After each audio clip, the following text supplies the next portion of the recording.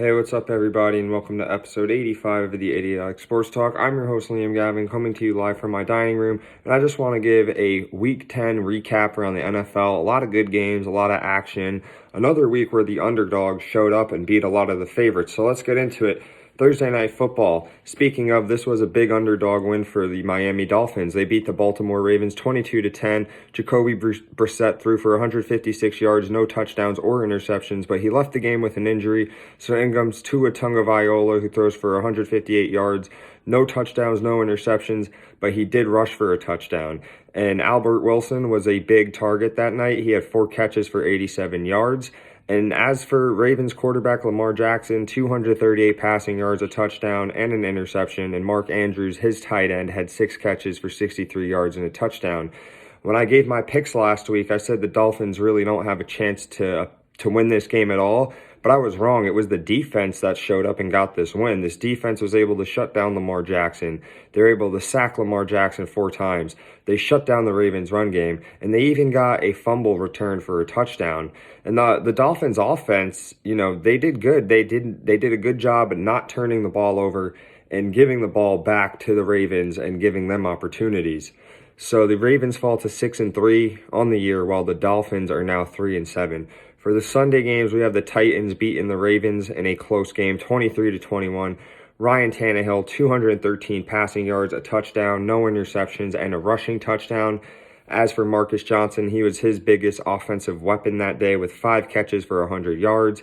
And as for Saints quarterback Trevor Siemian, he threw for 298 yards, 2 touchdowns, and no interceptions. And Mark Ingram, he rushed for 47 yards and a touchdown. He also had 4 catches and 61 yards. He was replacing the injured Alvin Kamara. So the Titans keep it rolling as they win their 2nd straight without Derrick Henry and their 6th in a row to go 8-2 on the season. And this was a very close game. Both teams are very similar. Both teams are coached very well. They both can run the ball, and they both have defenses that make it tough for their opponents to move the ball. So the fact that this game was close didn't really surprise me.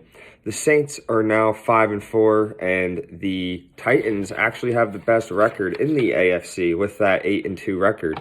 Next is the Bills stomping out the Jets 45-17. Josh Allen, 366 passing yards, 2 touchdowns, and an interception. Stephon Diggs, 8 catches for 162 yards and a touchdown. Gabriel Davis, 3 catches for 105 yards. And the Bills scored 4 rushing touchdowns on the day.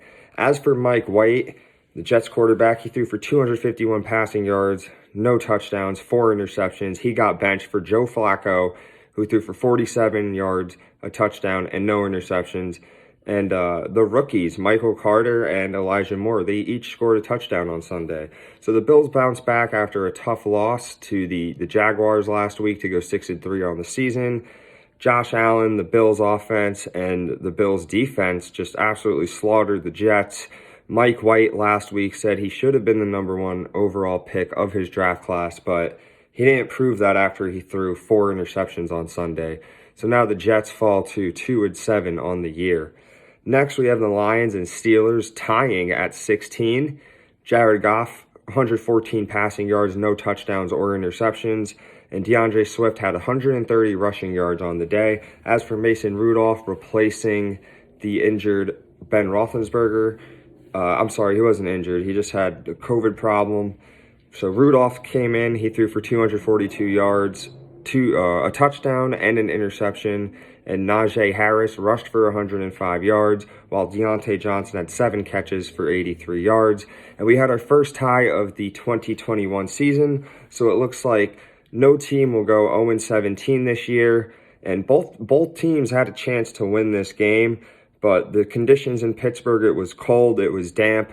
There was a lot of players dropping balls, fumbling balls, missed field goal kicks, missed tackles, all that stuff. And you know what? Leave it to the Lions to tie and still not have a win, as their record is now 0 wins, 8 losses, and 1 tie. And the Pittsburgh Steelers have 5 wins, 3 losses, and a tie.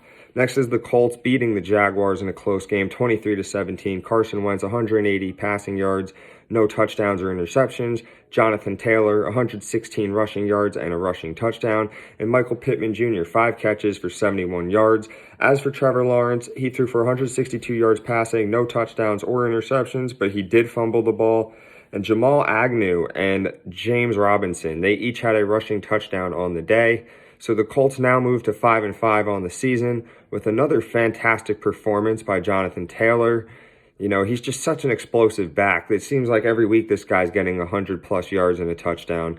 And you got to give credit to the Colts special teams because they set the tone early of this game. They got a blocked punt that returned for a touchdown. And the Jags, they were down 2 scores most of the game, and they almost came back to get the win. But the Colts defense, they stepped up and made a play in the final minute and caused Trevor Lawrence to fumble. So as for the Jaguars, they now fall to 2-7 on the year. Next is the Washington football team getting an upset over the Bucs. 29-19. Taylor Heineke, 256 passing yards, a touchdown, no interceptions. Antonio Gibson had 2 rushing touchdowns on the day. And as for Tom Brady, he threw for 220 passing yards, 2 touchdowns, and 2 interceptions. And Mike Evans was his main guy that day, 2 catches, 62 yards, and a touchdown. And, you know, thanks a lot, Tampa, for losing to the Washington football team, because now I see their fans saying that they're better than the Cowboys because they can beat the Bucs and the Cowboys can't. I don't really know what they're talking about. It sounds like delusion to me. But I will say that Washington defense, you know, they frustrated Tom Brady early with 2 early interceptions, and the Bucs just didn't look that good after a bye week for them. Washington also had a bye week.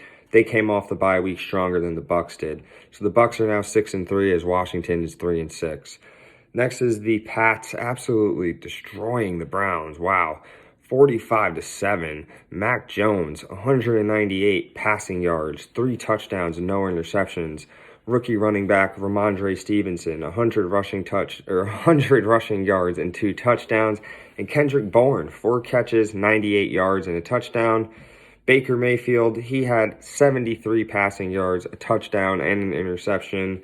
And Deontay Johnson, filling in for the injured Nick Chubb, 99 rushing yards, 7 catches, and 58 yards.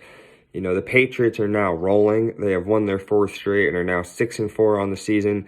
Mac Jones is proving that he is the best quarterback from his draft class this year. And can the Patriots be a dark horse to win the AFC? I mean, they're starting to play the right football at the right time. Their defenses look good, and they still have Bill Belichick coaching. So, you know, anything's possible. And as for the Browns, without Nick Chubb and Kareem Hunt running the ball, they struggle to win games. And Baker can't do much without those 2 guys. So now the Browns are 5-5 with this devastating loss. Next is the Dallas Cowboys torching the Falcons 43-40. Dak Prescott, 296 passing yards, 2 touchdowns, no interception, and a rushing touchdown. As for Zeke Elliott, he had 2 rushing touchdowns on the day. And CeeDee Lamb, 6 catches for 95 yards and 2 touchdowns as well. Matt Ryan, bad day at the office, 117 yards passing, no touchdowns and 2 interceptions. As for Kyle Pitts, the rookie tight end, 4 catches for 60 yards. And how about them Cowboys? Last week, they got absolutely embarrassed by the Broncos. So they bounced back this week, and they did what they're supposed to do. They're supposed to blow out a team like Atlanta, you know, and that's what a good team does. They take a tough loss, but they bounce back, and they absolutely crush a team that they're supposed to. It's not like the Cowboys won a close one like 31-28. Like, the Cowboys won by 40 or more. And both the offense and the defense showed up and did their job against the Falcons on Sunday. And because of that, the Cowboys are now 7-2 on the season, and the Falcons have now fallen to 4-5. Next is the Panthers beating the Cardinals 34-10. P.J. Walker, 167 passing yards, no touchdowns, and an interception. But in comes Cam Newton. He got some action. He got some playing time. He had a passing and rushing touchdown on the day. And Christian McCaffrey, 95 rushing yards to go with 10 catches for 66 yards. And Colt McCoy replacing Kyler Murray, 107 passing yards no touchdowns, an interception, and a fumble. And James Conner gets another rushing touchdown, his 11th on the season. And the Panthers get a much-needed win to go 5-5 on the year. And it's good to see Cam Newton back in a Panthers uniform, balling out, doing his thing. He will definitely be the starter for the rest of the season. I don't think the Panthers are going to stick with Sam Darnold anymore. And the Cardinals, they struggled without Kyler Murray. Colt McCoy was good last week, but this week he was just awful. And now the Cardinals are 8-2. Next is the Vikings beating the Chargers 27-20. Kirk Cousins, 294 passing yards, 2 touchdowns, no interceptions, and a fumble. Dalvin Cook, 94 rushing yards and a touchdown. And Justin Jefferson, 9 catches for 143 yards. And as for Chargers quarterback Justin Herbert, 195 passing yards, a touchdown, and an interception. And Keenan Allen had 8 catches for 98 yards. The Vikings get a big win on the road to go 4-5 on the season. And Kirk Cousins played pretty good, and the Vikings defense stepped up too. The Vikings were able to run the ball really well. They took advantage of that weak Chargers run defense. And the Chargers continue to struggle after their bye week. They're now 5-4 on the season. And can they contend? I mean, I think they could get a playoff spot, but I don't see them really going past that. They've been struggling a lot lately. Next is the Packers beating the Seahawks 17-0. Aaron Rodgers, 292 passing yards, no touchdowns, and an interception. Running back A.J. Dillon had 66 rushing yards for 2 touchdowns, and Devontae Adams had 7 catches for 78 yards. As for Russell Wilson, he threw for 161 passing yards, no touchdowns, and 2 interceptions, and Gerald Everett was his main weapon on the day, 8 catches for 63 yards. So Rodgers returns from COVID, and the Packers get a win to now go 8-2 on the season. And the Packers defense played a great job in shutting down the Seahawks offense. Russell Wilson, he just got back from injury from dislocating his fingers, and he struggled in his first game back. He was sacked 3 times, and he was picked off 2 times. And this is the first time in Russell Wilson's career where he was shut out and put 0 points on the board. So I thought that was an interesting stat as well. And now the Seahawks sit at a 3-6 record. Next is the Eagles beating the Broncos 30-13. Jalen Hurts, 178 passing yards, 2 touchdowns and an interception. Rookie Devontae Smith, 4 catches, 66 yards, 2 touchdowns for him. And Teddy Bridgewater threw for 226 yards, no touchdowns or interceptions. And Melvin Gordon continues to run the ball well as he got another rushing touchdown on the season. Of course, Denver wants to beat up the Cowboys last week, but then lose to the Eagles the following week. Now Eagles fans want to say that the Eagles can compete with the Cowboys because they beat Denver and the Cowboys can't. I don't know what type of drugs Eagles fans and Washington football fans are doing, but please pump the brakes. But, I got to give credit to the Eagles. They did have over 200 rushing yards in their win, and their defense also held the Broncos offense in check, and they even scored a fumble 6 of their own. So the Eagles are now 4-6, and the Broncos are 5-5. Next is the Chiefs beating the Raiders 41-14. Patrick Mahomes, 406 passing yards, 5 touchdowns, no interceptions. Running back Darrell Williams had 43 rushing yards, 9 catches for 101 yards, and a receiving touchdown. Travis Kelce, 8 catches for 119 yards, and Tyreek Hill, 7 catches, 83 yards, and 2 touchdowns. As for Raiders quarterback Derek Carr, 261 passing, 2 touchdowns, and an interception. Bryan Edwards had 3 catches for 88 yards and a touchdown. And Hunter Renfrow, 7 catches, 46 yards, and a touchdown. So the Chiefs and Mahomes decided to play their best game of this season to go 6-4 on the year. And are the Chiefs back? They've won 3 straight, and they've just been looking like they've been getting better and more comfortable this year. We'll see. There's still plenty of football left, and I think they are back. Patrick Mahomes just looked like a killer out there. And the Raiders continue to struggle. Ever since that Henry Ruggs incident, they've lost 2 straight, and now they're sitting 5-4. And, we see this with the Raiders a lot. They'll start strong, and then something happens. It's always something with the Raiders, and then they just come crumbling down. Last but not least is the Monday Night Football game. We have the Niners beating the Rams in an upset 31-10. Jimmy Garoppolo, 182 passing yards, 2 touchdowns, no interceptions. And Deebo Samuel, 5 catches, 97 yards and a touchdown. He also had a rushing touchdown as well. And George Kittle, 5 catches, 50 yards and a touchdown for him as well. And Matt Stafford, 243 passing yards, a touchdown, and 2 interceptions.